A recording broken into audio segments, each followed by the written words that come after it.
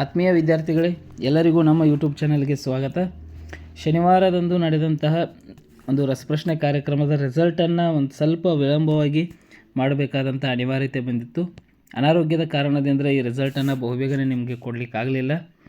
But ಇವತ್ತಿನ ಈ ದಿನದಂದು ಈ ಪ್ರತಿಯೊಂದು ಪ್ರಶ್ನೆಗಳಿಗೆ ಕೀ ಉತ್ತರವನ್ನು ನೋಡುವುದರ ಮೂಲಕ ವಿಜೇತ ಅಭ್ಯರ್ಥಿ ಯಾರು ಅನ್ನೋದನ್ನು ಕೂಡ ಘೋಷಣೆ ಮಾಡ್ತೀನಿ, ಹಾಗೂ ರಿಸಲ್ಟನ್ನು ಕೂಡ ಕೊಡ್ತೀವಿ. ಓಕೆ, ಹಾಗಾದರೆ ಈ ರಸಪ್ರಶ್ನೆ 3 ವಿಧಾನದಲ್ಲಿ ನಡೆದಿತ್ತು. ಅಂದರೆ 3 ವಿಭಾಗದ ಪ್ರಶ್ನೆಗಳು ಬಂದಿದ್ದು. ಮೊದಲು ವಿಜ್ಞಾನದ 5 ಪ್ರಶ್ನೆಗಳು ಹಾಗೂ ಸಮಾಜ ವಿಜ್ಞಾನದ 5 ಪ್ರಶ್ನೆಗಳು, ಕೊನೆಯಲ್ಲಿ ಗಣಿತ ವಿಷಯಕ್ಕೆ ಸಂಬಂಧಿಸಿದಂಥ 5 ಪ್ರಶ್ನೆಗಳಾಗಿದ್ದವು. ಹಾಗಾದರೆ ಇವುಗಳ ಕೀ ಉತ್ತರಗಳನ್ನ, ಸರಿಯಾದ ಉತ್ತರಗಳನ್ನ ನೋಡ್ತಾ ಹೋಗೋಣ.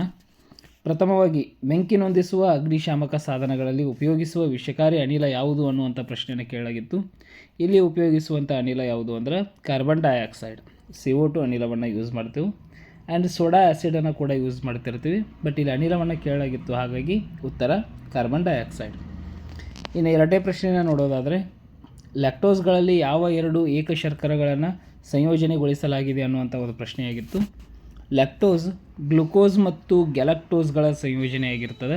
ಭಾಳ ಜನ ವಿದ್ಯಾರ್ಥಿಗಳು ಇದಕ್ಕೆ ಉತ್ತರ ಕೂಡ ಕೊಟ್ಟಿದ್ದೀರಿ. ಗ್ಲುಕೋಸ್ ಮತ್ತು ಗ್ಯಾಲಕ್ಟೋಸ್ಗಳ ಸಂಯೋಜನೆ ಈ ಲ್ಯಾಕ್ಟೋಸ್ ಅನ್ನುವಂತಹ ಶರ್ಕರ ಪದಾರ್ಥ ಆಗಿರ್ತದೆ. ಇನ್ನು ಮೂರನೇ ಪ್ರಶ್ನೆಯನ್ನು ನೋಡೋದಾದರೆ, ಬಯೂರೇಟ್ ಪರೀಕ್ಷೆಯು ಆಹಾರದಲ್ಲಿ ಯಾವುದರ ಪ್ರಮಾಣವನ್ನು ಪತ್ತೆ ಹಚ್ಚುವ ಪರೀಕ್ಷೆಯಾಗಿದೆ ಅನ್ನುವಂಥ ಪ್ರಶ್ನೆ ಇತ್ತು. ಬಯೂರೇಟ್ ಇದು ಆಹಾರದಲ್ಲಿ ಪ್ರೋಟೀನ್ ಅಂಶವನ್ನು ಪತ್ತೆ ಹಚ್ಚುವಂಥ ಪರೀಕ್ಷೆಯಾಗಿರ್ತದೆ. ಓಕೆ, ಆಹಾರದಲ್ಲಿ ಎಷ್ಟು ಪ್ರಮಾಣದ ಪ್ರೋಟೀನ್ ಅದ ಅಥವಾ ಪ್ರೋಟೀನ್ನ ಉಪಸ್ಥಿತಿ ಎಷ್ಟದ ಅನ್ನೋದನ್ನು ಪತ್ತೆ ಹಚ್ಚುವಂಥ ಒಂದು ಪರೀಕ್ಷೆಯೇ ಬಯೂರೇಟ್ ಪರೀಕ್ಷೆ. ಇನ್ನು CNGಗಳಲ್ಲಿ, CNG means compressed natural gas, ಸಂಪೀಡಿತ ನೈಸರ್ಗಿಕ ಅನಿಲ. ಇಲ್ಲಿ ಬಳಸುವಂತಹ ನೈಸರ್ಗಿಕ ಅನಿಲ ಯಾವುದು, ನ್ಯಾಚುರಲ್ ಗ್ಯಾಸ್ ಯಾವುದು ಅನ್ನುವಂಥ ಪ್ರಶ್ನೆಯನ್ನು ಕೇಳಲಾಗಿತ್ತು. ಇದಕ್ಕೆ ಸರಿಯಾದ ಉತ್ತರ ಮಿಥೇನ್. ಮಿಥೇನ್ ಎಂಬ ನೈಸರ್ಗಿಕ ಅನಿಲವನ್ನು CNGಗಳಲ್ಲಿ ಬಳಸ್ತಾರೆ. ಮಿಥೇನ್ನ ಅಣುಸೂತ್ರ CH4. ಓಕೆ, ಇದು ಕೂಡ ವೆರಿ ಇಂಪಾರ್ಟೆಂಟ್ ಆಗಿರ್ತದೆ. ಇನ್ನು ನೆಕ್ಸ್ಟ್ ಪ್ರಶ್ನೆಯನ್ನು ನೋಡೋದಾದರೆ, BCG ಚುಚ್ಚುಮದ್ದನ್ನು ಯಾವ ರೋಗ ನಿವಾರಣೆಗಾಗಿ ಕೊಡಲಾಗುವುದು ಅನ್ನುವಂಥ ಪ್ರಶ್ನೆಯನ್ನು ಕೇಳಿದ್ದಾರೆ. ಕ್ಷಯ ರೋಗ ನಿವಾರಣೆಗಾಗಿ BCG ಚುಚ್ಚುಮದ್ದನ್ನು ವೈದ್ಯಕೀಯ ಕ್ಷೇತ್ರದಲ್ಲಿ ಕೊಡ್ತಾರೆ. ಇದನ್ನು ನಾವು TB ಅಂತ ಕೂಡ ಕರಿಬಹುದು. ಇದನ್ನು ಕೂಡ ಭಾಳ ಮಂದಿ ವಿದ್ಯಾರ್ಥಿಗಳು ಸರಿಯಾದ ಉತ್ತರವನ್ನು ನೀಡಿದ್ದೀರಿ. ಇಷ್ಟು ವಿದ್ಯಾರ್ಥಿಗಳೇ ವಿಜ್ಞಾನಕ್ಕೆ ಸಂಬಂಧಿಸಿದಂಥ 5 ಪ್ರಶ್ನೆಗಳಾಗಿದ್ದವು. ಹಾಗೂ ಸಮಾಜ ವಿಜ್ಞಾನಕ್ಕೆ ಸಂಬಂಧಿಸಿದಂಥ ಇನ್ನು 5 ಪ್ರಶ್ನೆಗಳನ್ನ ನೋಡೋದಾದರೆ, ಪ್ರಸ್ತುತ ಕರ್ನಾಟಕದ ಉಚ್ಚ ನ್ಯಾಯಾಲಯದ ನ್ಯಾಯಾಧೀಶರು ಯಾರು ಅನ್ನುವಂಥ ಪ್ರಶ್ನೆಗಳನ್ನ ಕೇಳಲಾಗಿತ್ತು. ಅಂದರೆ ಪ್ರಸ್ತುತ ಕರ್ನಾಟಕದ ಹೈಕೋರ್ಟ್ನ ನ್ಯಾಯಾಧೀಶರು ಯಾರದಾರು ಅನ್ನುವಂಥ ಪ್ರಶ್ನೆ ಕೇಳಲಾಗಿತ್ತು. ಇದಕ್ಕೆ ಸರಿಯಾದ ಉತ್ತರ ನಿಲಯ್ ವಿಪಿನ್ ಚಂದ್ರ ಅಂಜಾರಿಯಾ ಅನ್ನುವಂಥವರು ಪ್ರಸ್ತುತ ಕರ್ನಾಟಕದ ಹೈಕೋರ್ಟ್ನ ಮುಖ್ಯ ನ್ಯಾಯಾಧೀಶರಾಗಿರ್ತಾರೆ. ಇನ್ನು ನೆಕ್ಸ್ಟ್ ಕ್ವಶನ್, ಒಬ್ಬ ವ್ಯಕ್ತಿ ಅಕ್ರಮವಾಗಿ ಸಾರ್ವಜನಿಕ ಹುದ್ದೆ ಪಡೆದಿದ್ದರೆ ಆತನ ವಿರುದ್ಧವಾಗಿ ನ್ಯಾಯಾಲಯದಲ್ಲಿ ಯಾವ ರಿಟ್ ಹೊರಡಿಸಬಹುದು ಅನ್ನುವಂಥ ಪ್ರಶ್ನೆಯನ್ನು ಕೇಳಲಾಗಿತ್ತು. 5 ರೀತಿಯ ರಿಟ್ಗಳಿದ್ದಾವೆ ಸಂವಿಧಾನದಲ್ಲಿ. ಕೆಲವೊಂದಿಷ್ಟು ಅಪರಾಧಗಳಿಗೆ ಅರೆಸ್ಟನ್ನು ಹೊರಡಿಸಬಹುದಾಗಿದೆ ನ್ಯಾಯಾಲಯದಲ್ಲಿ. ಈಗ ಅಕ್ರಮವಾಗಿ ಹುದ್ದೆಯನ್ನು ಪಡೆದಿದ್ದರೆ ಇಲ್ಲಿ ಕೋವಾರಂಟ್ ಅನ್ನುವಂತಹ ರಿಟನ್ನು ಹೊರಡಿಸ್ಬೋದು ಆತನ ವಿರುದ್ಧ. ಇವು ಅಕ್ರಮವಾಗಿ ಯಾವುದೇ ಒಂದು ಅಕ್ರಮವನ್ನು ನಡೆಸಿ ಹುದ್ದೆಯನ್ನು, ಸಾರ್ವಜನಿಕ ಹುದ್ದೆಯನ್ನು ಅಥವಾ ಸರ್ಕಾರಿ ಹುದ್ದೆಯನ್ನು ಪಡೆದಿದ್ದರೆ ಅವನ ವಿರುದ್ಧ ಕೋವಾರಂಟ್ ದಾಖಲೆಯನ್ನು ಮಾಡಬಹುದಾಗಿದೆ. ಇನ್ನು ನೆಕ್ಸ್ಟ್ ಪ್ರಶ್ನೆ, ನೀತಿ ಆಯೋಗದಲ್ಲಿ ನೀತಿಯ ವಿಸ್ತೃತ ರೂಪವೇನು ಅಂತ ಕೇಳಿದ್ದಾರೆ. ನೀತಿ ಆಯೋಗ ಅಂದರೆ ಇದು ಮೊದಲು ಪಂಚವಾರ್ಷಿಕ ಯೋಜನಾ ಆಯೋಗವೇ, ಈಗ ನೀತಿ ಆಯೋಗ ಅಂಥೇಳಿ ಚೇಂಜ್ ಮಾಡಿದರು ಮೋದಿ ಸರ್ಕಾರದಲ್ಲಿ. ನೀತಿ ಆಯೋಗದ ವಿಸ್ತೃತ ರೂಪ ಏನು ಅಂದರೆ national institution for transforming India. Okay, national institution for transforming India ಅನ್ನೋದು ನೀತಿಯ ವಿಸ್ತೃತ ರೂಪ ಆಗಿದೆ. ಇದಕ್ಕೂ ಕೂಡ ಭಾಳ ಜನ ವಿದ್ಯಾರ್ಥಿಗಳು ಉತ್ತರವನ್ನು ನೀಡಿದರು. ಸ್ವತಂತ್ರ ಭಾರತದ ಪ್ರಪ್ರಥಮ ಬಜೆಟನ್ನು ಮಂಡಿಸಿದವರು ಯಾರು ಅಂತ ಪ್ರಶ್ನೆಯನ್ನು ಕೇಳಿಯಾಗಿತ್ತು. ನಮ್ಮ ಸ್ವತಂತ್ರ ಭಾರತದಲ್ಲಿ ಷಣ್ಮುಗಂ ಚೆಟ್ಟಿ ಅನ್ನುವರು ಪ್ರಪ್ರಥಮವಾಗಿ ಬಜೆಟನ್ನು ಮಂಡಿಸ್ತಾರೆ. ಷಣ್ಮುಗಂ ಚೆಟ್ಟಿ. ಓಕೆ, ಅತಿ ಹೆಚ್ಚು ಬಜೆಟನ್ನು ಮೊರಾರ್ಜಿ ದೇಸಾಯಿ ಅವರು ಮಂಡಿಸ್ತಾರೆ. ಷಣ್ಮುಗಂ ಚೆಟ್ಟಿ ಅನ್ನೋರು ಪ್ರಥಮವಾಗಿ ಬಜೆಟನ್ನು ಮಂಡಿಸಿದಂಥ ವ್ಯಕ್ತಿ.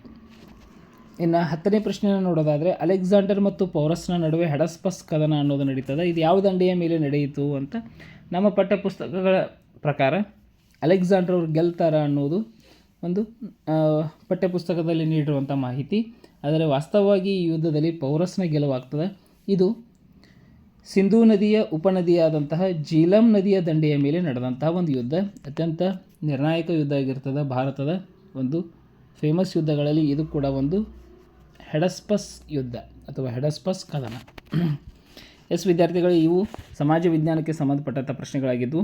ಇನ್ನು ಗಣಿತದ ಕೊನೆಯ 5 ಪ್ರಶ್ನೆಗಳನ್ನ ನೋಡಿದರೆ ಈ ರಸಪ್ರಶ್ನೆ ಕಾರ್ಯಕ್ರಮ ಅಂತ್ಯವಾಗ್ತದೆ.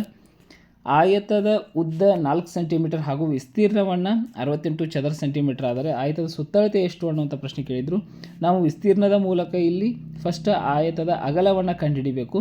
ಅಗಲ 17 ಸೆಂಟಿಮೀಟರ್ ಬರ್ತದೆ. ಆಮೇಲೆ ಸುತ್ತಳತೆಯನ್ನು ಮಾಡಿದಾಗ ನಮಗೆ ಆನ್ಸರ್ 42 ಸೆಂಟಿಮೀಟರ್ ಬರ್ತದೆ. 42 ಸೆಂಟಿಮೀಟರ್ ಯಾರು ಹಾಕಿದರೆ ಅವ್ರಿಗೆ ಸರಿಯಾದಂಥ ಅಂಕಗಳನ್ನ ನೀಡಲಾಗಿದೆ. ಇನ್ನು ವೆರಿ ಇಂಟ್ರೆಸ್ಟಿಂಗ್ ಆದಂಥ ಒಂದು ಪ್ರಶ್ನೆ ಏನು ಅಂದರೆ, ಹೆರಾನ್ನ ಸೂತ್ರ ಯಾವ ಆಕೃತಿಗೆ ಸಂಬಂಧಿಸಿದೆ ಅನ್ನುವಂಥ ಪ್ರಶ್ನೆ ಆಗಿತ್ತು. 1 ಲೈನ್ ಕ್ವಶನ್.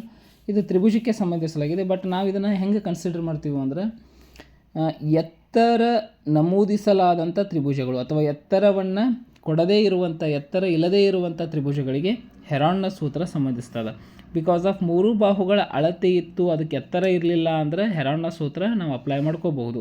ಆ 3 ಬಾಹುಗಳು ಸಮಬಾಹು ಆಗಲಿ, ಅಸಮಬಾಹು ಆಗಲಿ, ಸಮದ್ವಿಬಾಹು ಆಗಲಿ ಅದೇನು ಕನ್ಸಿಡರ್ ಆಗಂಗಿಲ್ಲ. ಬಟ್ ಎತ್ತರ ಕನ್ಸಿಡರ್ ಇರಲಿಲ್ಲ ಅಂದರೆ ನಾವು ಹೆರಾನ್ನ ಸೂತ್ರವನ್ನು ಅಪ್ಲೈ ಮಾಡ್ಕೋಬೇಕು. Okay, yes. ಹಾಗಾದರೆ ವಿದ್ಯಾರ್ಥಿಗಳು, ಹೆರಾನ್ನ ಸೂತ್ರ ಏನು ಹೇಳ್ತದೆ ನಿಮಗೆಲ್ಲರಿಗೂ ಗೊತ್ತದೆ. Root of s into bracket s minus a, s minus b and s minus c. S is indicates to the semi perimeter, ಅರ್ಧ ಸುತ್ತಳತೆಯನ್ನು ಸೂಚಿಸ್ತಿರ್ತದೆ. ಆ್ಯಂಡ್ ಎ ಬಿ ಸಿ ಇವುಗಳು ತ್ರಿಭುಜದ ಬಾಹುಗಳನ್ನು ಸೂಚಿಸ್ತಿರ್ತವೆ. Okay, then next question. 1 to 50ವರೆಗೆ ಎಷ್ಟು prime numbers ಅವಿಭಾಜ್ಯ ಸಂಖ್ಯೆಗಳಿವೆ ಅನ್ನುವಂಥ ಪ್ರಶ್ನೆಯನ್ನು ನೀಡಲಾಗಿತ್ತು. ಇಲ್ಲಿ 15 ಅವಿಭಾಜ್ಯ ಸಂಖ್ಯೆಗಳು ಬರ್ತವೆ. ಅತ್ಯಂತ ಚಿಕ್ಕ ಅವಿಭಾಜ್ಯ ಸಂಖ್ಯೆ ಅಂತ ನಾವು 2 ಕನ್ಸಿಡರ್ ಮಾಡ್ತೀವಿ. Next question. 10ನೇ ತರಗತಿಯ ಸಮಾಂತರ ಶ್ರೇಣಿಗಳು ಪಾಠಕ್ಕೆ ಸಂಬಂಧಿಸಿದಂಥ ಪ್ರಶ್ನೆ. ಒಂದು ಸಮಾಂತರ ಶ್ರೇಣಿಯಲ್ಲಿ 5 ಪದಗಳಿದ್ದು ಮೊದಲ ಹಾಗೂ ಕೊನೆಯ ಪದಗಳು ಕ್ರಮವಾಗಿ 6 ಮತ್ತು 38 ಆದರೆ 2ನೇ ಪದ ಏನು ಅಂತ ಕೊಟ್ಟಿದ್ದಾರೆ. ಫಸ್ಟ್ ನಾವು ಈ ಹಿಂಟನ್ನು ಬಳಸ್ಕೊಂಡು, ಓಕೆ, ಹಿಂಟನ್ನು ಬಳಸ್ಕೊಂಡು ಡಿಯನ್ನು ಫೈಂಡ್ ಔಟ್ ಮಾಡ್ಕೋಬೇಕು, ಸಾಮಾನ್ಯ ವ್ಯತ್ಯಾಸವನ್ನು. ನಂತರ ಸಾಮಾನ್ಯ ವ್ಯತ್ಯಾಸವನ್ನು ಪ್ರಥಮ ಪದದ ಜೊತೆ ಆ್ಯಡ್ ಮಾಡಿದ್ವು ಅಂದರೆ ನಮಗೆ ಏನು ಸಿಗ್ತದೆ, 2ನೇ ಪದ ಸಿಗ್ತದೆ. ಇಲ್ಲಿ ಮುಖ್ಯವಾಗಿ ಸಾಮಾನ್ಯ ವ್ಯತ್ಯಾಸವನ್ನು ಕಂಡುಹಿಡಿದ ಮ್ಯಾಗ ಪ್ರಥಮ ಪದದ ಜೊತೆ ಆ್ಯಡ್ ಮಾಡಿದರೆ ಉತ್ತರ 14 ಆಗಿರ್ತದೆ. ಭಾಳ ಜನ ಇದಕ್ಕೆ ಕೂಡ ಉತ್ತರವನ್ನು ಕೊಟ್ಟಿದ್ದೀರಿ. ಹಾಗೂ ಈ ರಸಪ್ರಶ್ನೆಯ ಕೊನೆಯ ಪ್ರಶ್ನೆ, ಅರ್ಧಗೋಳದ ಪಾರ್ಶ್ವ ಮೇಲ್ಮೈ ವಿಸ್ತೀರ್ಣದ ಸೂತ್ರವೇನು? ಭಾಳ ಜನ 3πr² ಅಂತ ಬರೆದಿರಿ. ಭಾಳ ಜನರು ಪೇಪರ್ ಚೆಕ್ ಮಾಡಿದಾಗ ಇದು ಅರ್ಧಗೋಳದ ಪೂರ್ಣ ಮೇಲ್ಮೈ ವಿಸ್ತೀರ್ಣದ ಸೂತ್ರ ಆಗಿದೆ. ಪಾರ್ಶ್ವ ಮೇಲ್ಮೈ ಅಥವಾ ವಕ್ರ ಮೇಲ್ಮೈದ ಸೂತ್ರ 2πr². This is the right answer. Okay, ಆದಷ್ಟು ಬಹಳ ವಿದ್ಯಾರ್ಥಿಗಳು ಇದರೊಳಗೆ ಭಾಗವಹಿಸಿ ಪ್ರಶ್ನೆಗಳಿಗೆ ಸರಿಯಾದ ಉತ್ತರಗಳನ್ನ ಕೂಡ ನೀಡಿದಿರಿ. ಅದರೊಳಗೆ ಫಸ್ಟ್, ಸೆಕೆಂಡ್, ಥರ್ಡ್ ನಾವು ನೋಡೋದಾದ್ರೆ ನಾವು ಅನೌನ್ಸ್ ಕೂಡ ಮಾಡಿದ್ವಿ. ಔಟ್ ಆಫ್ 4 ತೆಗೆದವರಿಗೆ 500 ರೂಪಾಯಿ ಬಹುಮಾನಗಳಿರ್ತಾವೆ ಅಂಥೇಳಿ. ಈಗ ಇದರೊಳಗೆ third place first Basavaraj C 12 ಅಂಕಗಳಿಂದ 3ನೇ ಸ್ಥಾನವನ್ನು ಅಲಂಕರಿಸಿದ್ದಾನೆ. ND ಹೈಸ್ಕೂಲ್ ಮೋರಿಗೇರಿ, ವಿಜಯನಗರ ಜಿಲ್ಲೆಯಿಂದ ಭಾಗವಹಿಸಿದಂಥ ಈ ವಿದ್ಯಾರ್ಥಿ 3ನೇ ಸ್ಥಾನವನ್ನು ಪಡೆದಿದ್ದಾನೆ. ಇನ್ನೊಬ್ಬ ವಿದ್ಯಾರ್ಥಿ 12 ಮಾರ್ಕ್ಸನ್ನು ತೆಗೆದುಕೊಂಡಿದ್ದಾನೆ. ಪ್ರೀತಮ್ ನಾಗನೂರ್, ಪ್ರಗತಿ ಹೈಸ್ಕೂಲ್ ಹಾರುಗೇರಿಯಿಂದ ಭಾಗವಹಿಸಿ ಇವನು ಕೂಡ 12 ಅಂಕಗಳನ್ನು ತೆಗೆದುಕೊಂಡಿದ್ದಾನೆ. ಇನ್ನು ಸೆಕೆಂಡ್ ಪ್ಲೇಸನ್ನು ನೋಡೋದಾದರೆ ಶಶಿ ಹೊಸ್ಮನಿ, CS ಅಂಗಡಿ ಹೈಸ್ಕೂಲ್ ಗೋಕಾಕ್, ಇವರು 13 ಅಂಕಗಳನ್ನು ತೆಗೆದುಕೊಂಡಿದ್ದಾರೆ. ನಮ್ಮ ಯೂಟ್ಯೂಬ್ ರಸಪ್ರಶ್ನೆಯಲ್ಲಿ ಪ್ರತಿ ವಾರ ಕೂಡ ಪಾರ್ಟಿಸಿಪೇಟ್ ಮಾಡುವಂಥ ವಿದ್ಯಾರ್ಥಿ 13 ಅಂಕಗಳಿಂದ 2ನೇ ಪ್ಲೇಸ್. ಅಪೂರ್ವ ತಳವಾರ್, ಶ್ರೀ ದಾನೇಶ್ವರ ಕನ್ನಡ ಮಾಧ್ಯಮ ಹೈಸ್ಕೂಲ್ ಸತ್ತಿಗೇರಿ ತೋಟ ಅರಬಾವಿ, ಇವರು ಕೂಡ 13 ಅಂಕಗಳನ್ನ ತೆಗೆದುಕೊಂಡಿದ್ದಾರೆ. ಒಂದು ಉತ್ತಮವಾದಂಥ ಪ್ರಯತ್ನ. ಸಂಜನಾ ಚಿಚಿಡಿ 13 ಅಂಕ, ಇವರು ಹೋದ ರಸಪ್ರಶ್ನೆಯಲ್ಲಿ ಇವರು ಪ್ರಥಮ ಸ್ಥಾನವನ್ನು ಪಡೆದಿದ್ದರು, ಈಗ ದ್ವಿತೀಯ ಸ್ಥಾನ ಪಡೆದಿದ್ದಾರೆ. ಭಾರತೀಯ ವಿದ್ಯಾಮಂದಿರ ಹೈಸ್ಕೂಲ್ ಗೋಕಾಕ್. ಆ್ಯಂಡ್ ಶ್ರೇಯಾ ಪಿರದಿ 13 ಅಂಕ, ಇವರು ಕೂಡ ಉತ್ತಮ ಪ್ರಯತ್ನವನ್ನು ಮಾಡ್ತಿದ್ದಾರೆ. ಹೋದ ರಸಪ್ರಶ್ನೆಯಲ್ಲೂ ಉತ್ತಮ ಪ್ರಯತ್ನವನ್ನು ಮಾಡಿದರು. Navajeevan mission English medium high school Gokak.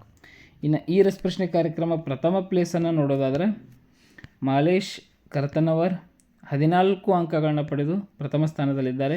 Karnataka public school Kerur, district Belagavi, ಕೆರೂರಿಂದ ಭಾಗವಹಿಸಿ ಇವರು ಪ್ರಥಮ ಸ್ಥಾನವನ್ನು ಪಡೆದಿದ್ದಾರೆ. ಇವರಿಗೆ ಅಭಿನಂದನೆಗಳನ್ನು ಸಲ್ಲಿಸ್ತೇವೆ. ಇವ್ರ ಜೊತೆ ಇನ್ನೊಬ್ಬರು ರಜನೀಶ್ BC ಅನ್ನೋರು 14 ಅಂಕಗಳನ್ನು ಪಡೆದುಕೊಂಡು Akanksha English medium school Kittanakere taluk Arsikere Hassan ಡಿಸ್ಟಿಕ್ಕಿಂದ ಭಾಗವಹಿಸಿ ಇವರು ಕೂಡ ಅತ್ಯಂತ ಉತ್ತಮವಾಗಿ ಪ್ರತಿ ವಾರ ಕೂಡ ಕ್ವಿಜ್ನಲ್ಲಿ ಭಾಗವಹಿಸುವಂಥ ವಿದ್ಯಾರ್ಥಿ ಇವರು ರಜನೀಶ್ ಅವರು. ಇವರಿಗೂ ಕೂಡ ನಮ್ಮ ಯೂಟ್ಯೂಬ್ ವತಿಯಿಂದ ಅಭಿನಂದನೆಯನ್ನು ಸಲ್ಲಿಸ್ತೇನೆ. ಓಕೆ, ಎಸ್ ವಿದ್ಯಾರ್ಥಿಗಳೇ, ಇಷ್ಟಾಗಿತ್ತು. ಪ್ರಥಮ ಸ್ಥಾನ ಬಂದಂಥ ಈ ಇಬ್ಬರು ವಿದ್ಯಾರ್ಥಿಗಳಿಗೆ ನಮ್ಮ ಯೂಟ್ಯೂಬ್ ಚಾನಲ್ನಿಂದ ಅಭಿನಂದನೆಗಳನ್ನು ಸಲ್ಲಿಸುತ್ತಾ ಈ ರಸಪ್ರಶ್ನೆ ಕಾರ್ಯಕ್ರಮದ ಒಂದು ಮುಖ್ಯ ಉದ್ದೇಶ ಏನು ಅಂದರೆ ಕೆಲವೊಂದಿಷ್ಟು ಪ್ರಶ್ನೆಗಳು ಯಾವ ರೀತಿ ಬರ್ತದೆ ಮುಂದೆ ಕಾಂಪಿಟೇಟಿವ್ ಫೀಲ್ಡ್ಗೆ, ಅದಕ್ಕೆ ನೀವು ಯಾವ ರೀತಿ ಪ್ರಿಪೇರ್ ಆಗಬೇಕು. ನಾನು ನಿಮಗೆ ಅವಕಾಶ ಕೂಡ ಕೊಟ್ಟಿದ್ದೀನಿ, ನೀವು ಯಾವುದೇ ಸೋರ್ಸನ್ನು ರೆಫರ್ ಮಾಡಿರಿ, ಯಾವುದೇ ರೆಫರೆನ್ಸನ್ನು ಯೂಸ್ ಮಾಡಿರಿ. ಓಕೆ, ಹಾಗಾದರೆ ನಿಮ್ಮಲ್ಲಿ ಹುಡುಕುವಂಥ ಒಂದು ಛಲ ಬರಬೇಕು ಅನ್ನೋದ್ರ ಸಂಬಂಧ ಈ ಉದ್ದೇಶದಿಂದ ಈ ರಸಪ್ರಶ್ನೆ ಕಾರ್ಯಕ್ರಮವನ್ನು ತಯಾರು ಮಾಡಲಾಗಿದೆ. ಕೆಲವೊಂದಿಷ್ಟು ಹೊಸ ಪ್ರಶ್ನೆಗಳು ನಿಮಗೆ ಗೊತ್ತಾಗುತ್ತವೆ. ರಸಪ್ರಶ್ನೆಯಲ್ಲಿ ಭಾಗವಹಿಸುವುದರ ಮೂಲ ಉದ್ದೇಶನ ಅದ. ಯಾವುದೇ ಒಂದು ಪಾಯಿಂಟ್ ಅಥವಾ ಯಾವುದೇ ಇಂಪಾರ್ಟೆಂಟ್ ಕ್ವಶನ್ ನಮಗೆ ಗೊತ್ತಾಗಿ ಅದೆಲ್ಲಾದರೂ ನಮಗೆ ಬೋರ್ಡ್ ಎಕ್ಸಾಮ್ದಲ್ಲಿ ಹೆಲ್ಪ್ ಆದರೆ ಸಾಕು ಅನ್ನುವಂಥ ಒಂದು ಮೂಲ ಉದ್ದೇಶವನ್ನು ಇಟ್ಕೊಂಡು ಈ ಪ್ರಶ್ನೆಯನ್ನು ಮಾಡಲಾಗಿದೆ. ಸ್ವಲ್ಪ ರಿಸಲ್ಟ್ ಕೊಡುವಲ್ಲಿ ವಿಳಂಬ ಆಗಿದೆ. ಇದಕ್ಕೆ ವಿದ್ಯಾರ್ಥಿಗಳಲ್ಲಿ ಕ್ಷಮೆ ಇರ್ತದೆ.